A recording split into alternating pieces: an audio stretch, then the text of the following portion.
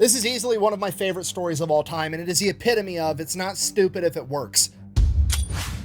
Today we're talking about Operation Beaver drop, that time that a bunch of World War II veterans that worked for the Idaho Fish and Game Department got assigned the task of relocating a bunch of beavers to a different habitat, and they decided that the cheapest, safest, most cost-effective way to go about that was to strap them to parachutes and throw them out of a plane. And we're gonna get into it right after this ad, because I got bills. This video is brought to you by Conflict of Nations, a free online PvP military strategy game. It is based on a World War III type scenario where you get to pick your own country, or you can pick a state inside of the United States, because that's really the only way to make it fair for everybody else. Otherwise, America would be the instant win. Personally, I always start out as playing Iowa for obvious reasons, and my first order of business every single time is attacking Minnesota and turning them from Minnesota into Upper Iowa. They can't win a Super Bowl, and they're not gonna win this battle. It's an easy W. But you don't have to attack. Remember, this is a strategy game. You can be diplomatic and form an alliance with another nation and work together.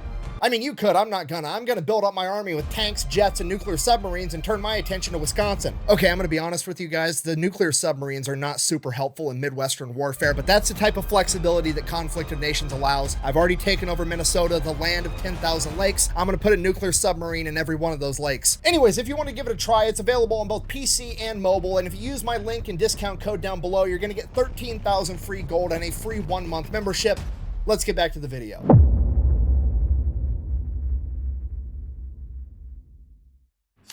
All right, let's just take this from the top. Beavers, okay, one of my favorite animals. Why? Because I believe it is the animal that is most similar to humans. And I know what you're gonna say. You're gonna say, what about monkeys? What about apes? What about chimpanzees? They've all got thumbs and they poke shit with sticks and they eat bananas just like people do. That's fine. I understand that they're very similar to people, but beavers are the most similar to humans in spirit. We are the only animals on the planet with the audacity to walk into a new ecosystem and be like, wow, I hate everything about this. I could A, migrate, but I'm not going to do that. I'm going to go with option B and change everything about the world around me to make it suit me better and fuck everybody else. Now, do I enjoy the wetlands that beavers create with their dams? No, it's not my jam. However, game recognized game, because when a beaver sees running water and is like, "You gonna do this? Okay, fine." That's all I needed for him to do that, and it became personal with me.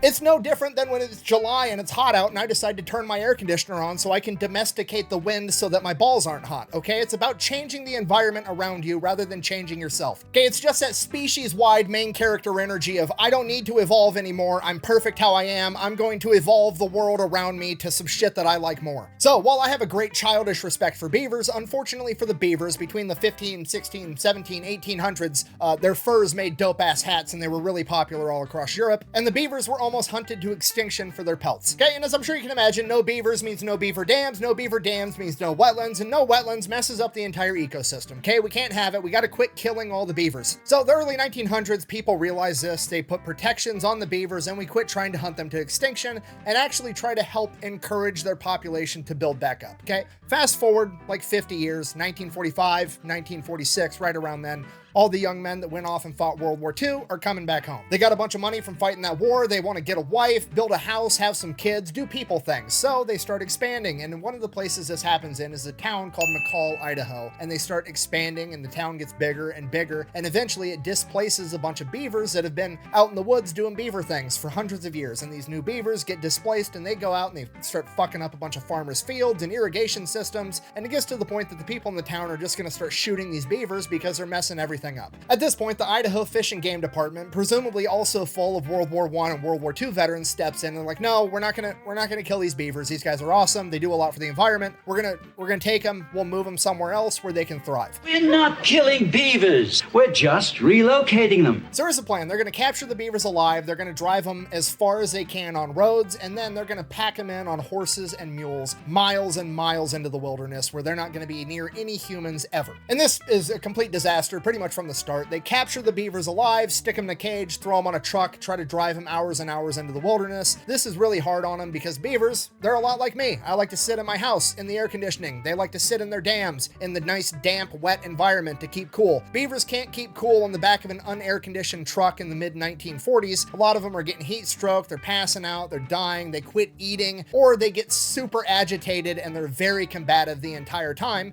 because they're hot. Then even if the beavers do survive the truck ride, they're all pissed off and angry, and now they're getting strapped to a horse or a mule, and that pisses off the horse because he's got a bunch of angry beavers all over him, and now the horse is pissed off, and the whole thing just, It doesn't work. So now the Fish and Game Department is like, well, what are we gonna do? We gotta save all these beavers. We wanna get them up in the mountains so they can build their wetlands. It's gonna help protect the town from flash flooding. It's gonna prevent erosion. It's gonna be great for the environment. We gotta save these guys. And one guy at the Fish and Game Department presumably is like, I mean, I got an idea. Hear me out.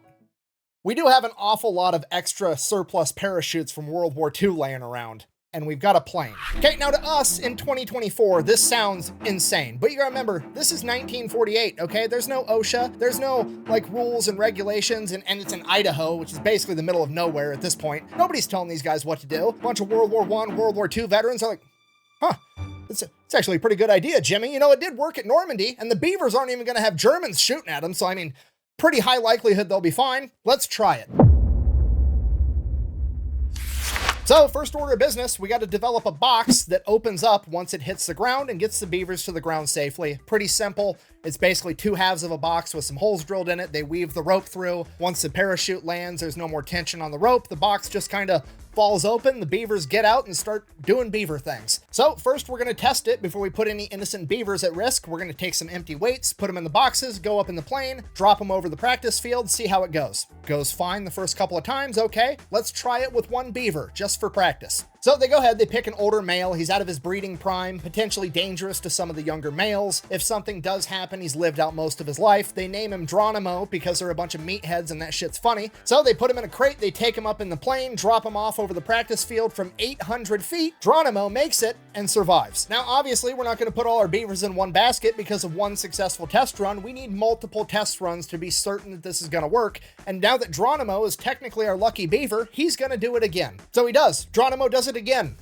and again and again, and he keeps jumping, like more than 12 jumps this beaver makes. And by the end of it, the parks employees reported that Geronimo would actually run up to them and help them put him in the crate because he was ready to go again.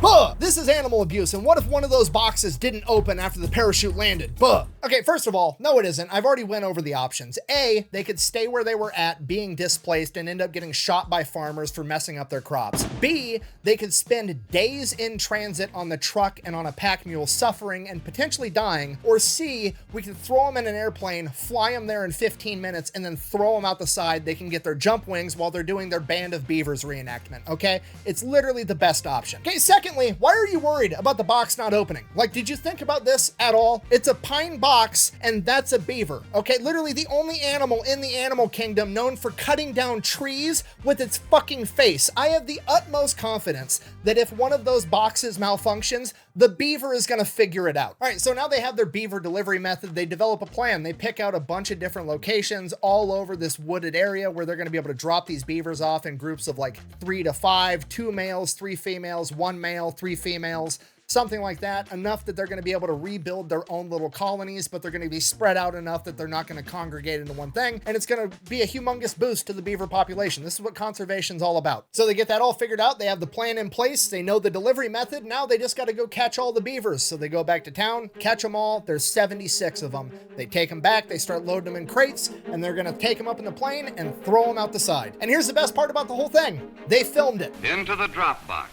Nearly ready for that flight back into the mountain. And this is where you can really start to see that this is a different time. I mean, look at this absolute Chad just manhandling this beaver into that crate with no safety equipment, no gloves, no eye pro, nothing. If this were modern day, that guy would have leather protective gloves up to his elbow. He'd have safety glasses with a hard hat, with a face shield, with a leather apron. He'd have 2 dudes holding his hand while he did it just to make the safety guy happy. No, this is just some angry war veteran throwing a beaver into a box like it's another 8-hour workday. It's fantastic. That's it. They get the beavers loaded up on the plane takes off, they drop all the beavers in their designated drop zones. 75 out of the 76 survived. I don't know how they know this. I'm assuming they had people on the ground at the different drop locations to make sure the boxes opened or that the beavers made it or whatever. But apparently the one beaver that didn't make it had somehow either slipped through the crack when the rope was loose or eaten his way out of the box after they had let it out of the plane, and the beaver was last seen standing on top of the box with the parachute above him, and he probably would have been fine, except when he got 75 feet off the ground, he decided to jump. So on one hand, that's kind of sad, but on the other hand, you know, natural selection. If the other 75 beavers figured it out and you didn't, fucking probably on you. On a happier note though, the boys at the Fish and Game Department decided to hook up their lucky beaver Geronimo.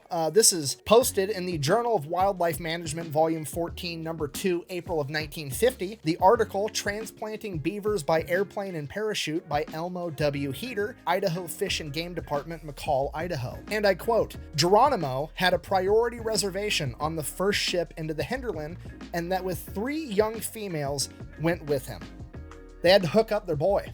And he made it. Apparently they went to check in on him a couple years later, and his new colony was, and I quote, very well established. And Geronimo was not unique in that, because pretty much every drop zone ended up turning into a thriving beaver colony in the following years, because they kept tabs on this entire thing. And not only did it work, it was also super cost effective, because according to this journal, the cost of transplanting one of these colonies was $30. It was $2 for the box, $16 for the surplus cargo parachute, and the flight time, man hours, and fuel totaled to $12 for a total of $30 per colony. And just to be clear, that's the actual crazy part about this story. It's not the fact that they actually had airborne beavers to go save the environment. No, that seems pretty reasonable. The crazy part is that these guys back in the 1940s managed to get the job done, have fun, and record it, and they did it for like $300 to $500. Because we all know in modern times, if they wanted to do this, there'd have to be like a 15-year-long environmental impact study that costs the US taxpayers $25 million